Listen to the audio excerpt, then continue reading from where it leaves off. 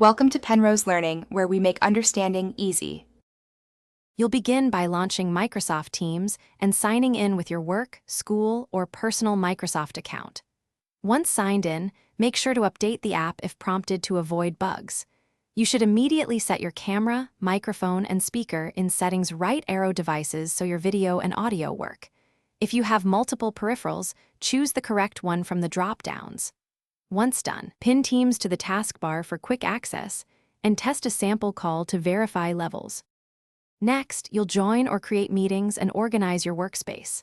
Join via the calendar entry, a meeting link, or paste a meeting ID. Choose audio/video before entering.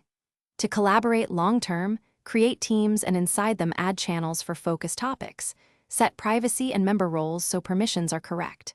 Use chat for quick messages, files to share documents, and add tabs for apps like OneNote or Planner. Make sure to mute when not speaking and use background effects when needed. To wrap up, record or transcribe meetings when needed and manage who can download those files. Recordings save to OneDrive or SharePoint. Make final adjustments to notifications, appearance, and accessibility to match your workflow.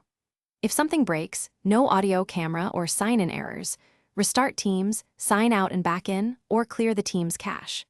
If problems persist, update or reinstall the app and check camera/microphone drivers. One key tip: restart your laptop before advanced troubleshooting to rule out transient system issues. Thanks for watching. If this was helpful, leave a like and consider subscribing. See you next time.